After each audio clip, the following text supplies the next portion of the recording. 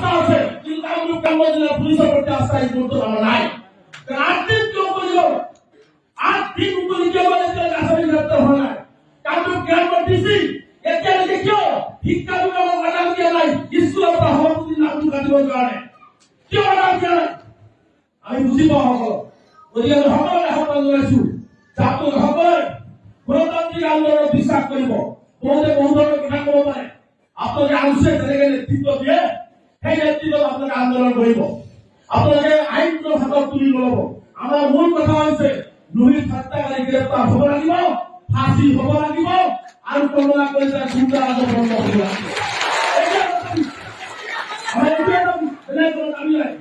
আৰু এই পৰিয়ালটোৱে আজি দুৰ্ভগীয়া পিতৃ,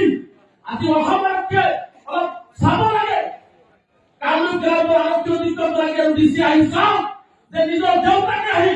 ল'ৰাৰ হত্যাকাৰীক বিচাৰি প্ৰতিবাদত কৰিবলগীয়া হৈছে। ইয়াতকে দুখনীয়া হ'ব পাৰে, ইয়াতকে দুখনীয়া হ'ব পাৰে। মাননীয় মুখ্যমন্ত্ৰী আপোনাৰ বিলম্বতে হাত জোৰ আহ্বান জনাইছো যে কামৰূপ জিলা আয়ুক্ত আৰু আৰক্ষী অধীক্ষকগৰাকী আপুনি ব্যৱস্থা ল'ব পাৰে, এটা ব্যৱস্থা লওক, তেওঁলোকৰ ব্যৱস্থা ল'ব কওক। এজন পিতৃৰ আত্মনাথ ধৰক মুখ্যমন্ত্ৰী ডাঙৰীয়া, এজন পিতৃ একেলগে আত্মনাথ কৰি চিঞৰি আছে এই মঞ্চত আহি, এজন মাতৃ কিয় ইয়াত আহিবলগীয়া হৈছে। তাৰমানে মুখ্যমন্ত্ৰীৰ নেতৃত্বত আইন শৃংখলা সম্পূৰ্ণ ব্যৰ্থ হৈছে আৰু মুখ্যমন্ত্ৰীয়ে মানুহক ন্যায় দিয়াৰ কাৰণে ব্যৰ্থ হৈছে। গতিকে আমি আন্দোলন ধিক্কাৰ কৰিছো, আপোনালোকে সহযোগ কৰিব আৰু কোনেও আইন হাতত তুলি নল'ব, কোনেও কাজিয়াত নলাব। আমি এনেকুৱা ধৰণে আন্দোলন কৰিম, শান্তিপূৰ্ণ আন্দোলন কৰিম আৰু আন্দোলন কৰি মই ইনশাল্লাহ আপোনালোকক কথা দিছো নুহিত হত্যাকাৰীৰ হাতত হাত পেলা জেলৰ ভাত আৰু ফাঁচি কাষত লগাৰ কাৰণে আমি সদায় ভাবিছে যে নুহিতক হত্যা কৰিছে, হত্যাকাৰীক আমি ৰক্ষণাবেক্ষণ দিম আৰু ইয়াত কোনো প্ৰতিবাদ নহ'ব। আজি ইয়াৰ পৰা কথা চাব লাগিব, অসমৰ মুখ্যমন্ত্ৰীৰ কাষত যাব লাগিব, ডিজিপি মহোদয়ৰ কাষত যাব লাগিব। ইয়াৰ পৰা কথা আজি কথা যাব লাগিব। আজি নুহিতক হত্যা কৰা নাই, আৰু হত্যাক হত্যা কৰা হৈছে ইয়াত। আৰু মই এটা কথা স্পষ্ট কৰি দিওঁ, আজি নুহিতৰ হত্যাকাৰী গ্ৰেপ্তাৰ এইকাৰণে হোৱা নাই, কামৰূপ জিলাৰ সমগ্ৰ আৰক্ষী নুহিত হত্যাকাৰীৰ লগত গোপন মিত্ৰালি কৰি আছে, গোপন মিত্ৰালি কৰি আছে। আৰক্ষীয়ে সম্পূৰ্ণভাৱে ৰক্ষণাবেক্ষণ দিছে নুহিত হত্যাকাৰী, যাৰ কাৰণে আজি হত্যাকাৰী গ্ৰেপ্তাৰ হোৱা নাই। অসমৰ কিমান স্মাৰ্ট, অসমৰ কিমান স্মাৰ্ট, মুখ্যমন্ত্ৰী ইমান স্মাৰ্ট,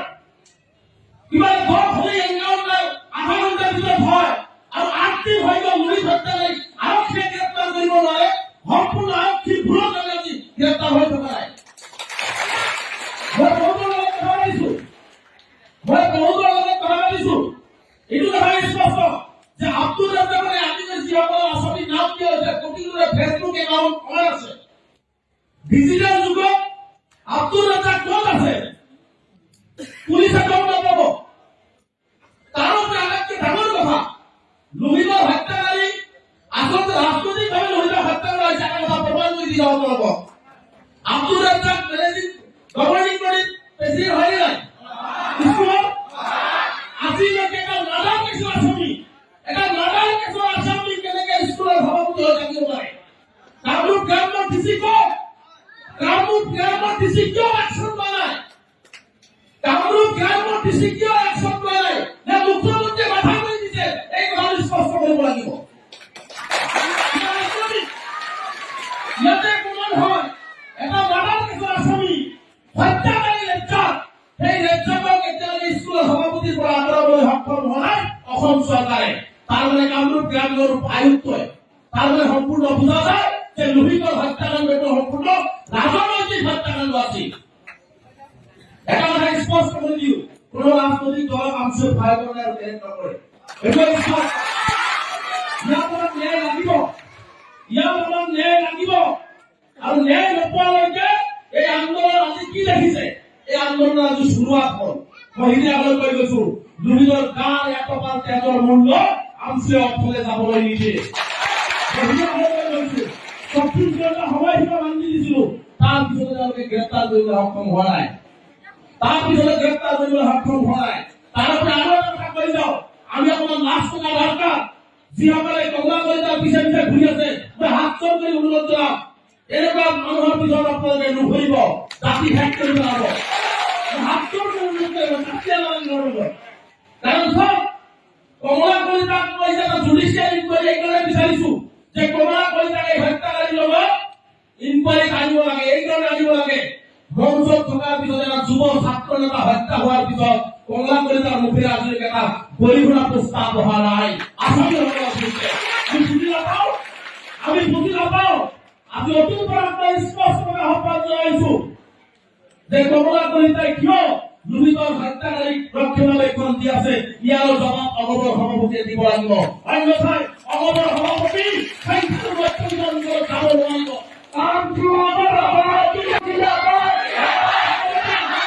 অতুল বৰাক ইয়াৰ জবাব দিব লাগিব অন্যথাই অগময় সংখ্যালঘু ৰাজনীতি কৰিব নোৱাৰিব এইটো স্পষ্ট মই স্পষ্ট কৰি দিছো কাৰণ এজন মানুহ মঞ্চত থকাৰ পিছত এজন তলত ৰাজনৈতিক নেতা হ'লে দায়িত্ব কি আছিল লুহিতৰ প্ৰতি হাতত লৈ হস্পিটাল লৈ যোৱা দায়িত্ব কি আছিল কমলা কলিতা লুহিতৰ পলাত লৈ হস্পিটাল লৈ যাব লাগিছিল লুহিতক আৰু পলাত লোৱা দূৰৰ কথা মঞ্চৰ পিছফালে দি ৰেক্টাৰক গাড়ী উঠাই লৈ পেলাই গুচি গৈছে আমি বুজি নাপাওঁ গতিকে সেইকাৰণে কৈছো এই সমগ্ৰ হত্যাকাণ্ডটোৰ লগত মই ভাবো যে কমলা কলিতাৰ তদন্তৰ আহ্বান আনিব লাগে কমলা কলিতাৰ তদন্তৰ আহ্বান আনিব লাগে আৰু যিসকলে কমলা কলিতাক ৰক্ষণাবেক্ষণ দিব বিচাৰি আছে মই তেওঁলোকক হাত জোৰ কৰি অনুৰোধ কৰিছো আজি লোহিত কৈছে কাইলৈ আপোনাৰ ভাই লোহিত যাব পাৰে এনেকুৱা ধৰণে সংখ্যালঘু ৰাইজক নিজৰ মাজতে কাজিয়া লগাই নিজৰ মাজতে সংখ্যালঘুসকলে ঠেক কৰা ষড়যন্ত্ৰ হয়তো ৰচনা কমলা কলিতাই কৰি আছে গতিকে কাৰণ ষড়যন্ত্ৰত ভৰি নিদিব কাৰো ষড়যন্ত্ৰত ভৰি নিদিব আজি কোনো লাগে আজি লোহিত হত্যাকাৰী গ্ৰেপ্তাৰ কৰাৰ পৰিৱৰ্তে আৰক্ষীয়ে কি বিচাৰি আছে জানে সিদিনাখন যে দোকানকেইটা জ্বলিছে ৰাইজে উত্তেজিত হৈ হয়তো দোকানকেইটা জ্বলাইছে এতিয়া আৰক্ষীয়ে বিচাৰি আছে কোন কোন মানুহ জড়িত হৈ আছে নাম লাগে এড্ৰেছ লাগে চব কিমান নিৰ্লজ্জ সমাজ কি আজি চাওক আজি তেওঁলোকে নাম বিচাৰি আছে আজি এটা ঘটনা হৈ গৈছে আবেগিকভাৱে মানুহে কিবা ঘটনা কৰিছে তাৰ তদন্ত নিশ্চয় আৰক্ষী কৰিব কাৰণ আমিও নিবিচাৰো কোনো আইন হাতত তুলিব কোনেও আইন হাতত তুলিব নালাগে আইনৰ প্ৰতি বিশ্বাস আছে আজি অসম আৰক্ষীয়ে সেইটো তদন্ত আগতে আৰম্ভ কৰিছে কিন্তু লুহিতৰ হত্যাকাৰীৰ তদন্ত আজিলৈকে নাই দুখ লাগে গতিকে মই আৰক্ষী যিসকল উচ্চপদস্থ বিষয়া ইয়াত আহিছে মই হাত জোৰ কৰি আপোনালোকক অনুৰোধ জনাম যে আপোনালোকৰ ভাই যদি লুহিত হলহেঁতেন আপোনালোকে একচনত নগলহেঁতেন নেকি মই আৰক্ষী কামৰূপৰ আৰক্ষী কৰ্তাকে আহ্বান জনাইছো যে লুহিতক আপোনাৰ ভাই বুলি ভাবি লওক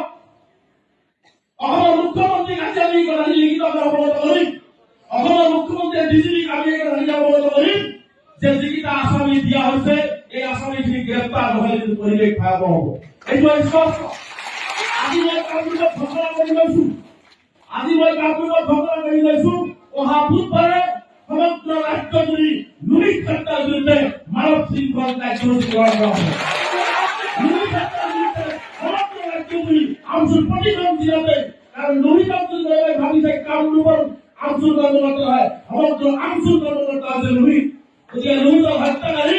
গ্ৰেপ্তাৰৰ দাবী ৰাজ্যজুৰি মানৱ শৃংখল কাৰ্যসূচী অহা বুধবাৰে আমি গ্ৰহণ কৰিম তাৰপিছত যদি কামৰূপ গ্ৰাম্যৰ আৰক্ষী অধীক্ষকগৰাকীয়ে গ্ৰেপ্তাৰৰ ব্যৱস্থা নকৰে এই কামৰূপ চান্দুপাৰাৰ পৰাই আমি হাজাৰ হাজাৰ মানুহ দিছপুৰ যাত্ৰা আৰম্ভ কৰিম লুহিতৰ হত্যাকাৰী গ্ৰেপ্তাৰ যদি আমি বুধবাৰৰ পিছত যদি আসামীক যদি জেলৰ ভিতৰত দেখা নাপাওঁ আসামীৰ হাতত যদি হাত ধৰে দেখা নাপাওঁ সেইবাৰ স্কুলৰ সভাপতিৰ পৰা যদি বৰখাস্ত কৰা দেখা নাপাওঁ লাখ লাখ মানুহ কিন্তু আমি এই কামৰূপ গ্ৰাম্যৰ পৰা আৰম্ভ কৰিম দিছপুৰত লুহিত হত্যাৰ ন্যায় বিচাৰি দিছপুৰ যাত্ৰা আৰম্ভ কৰিম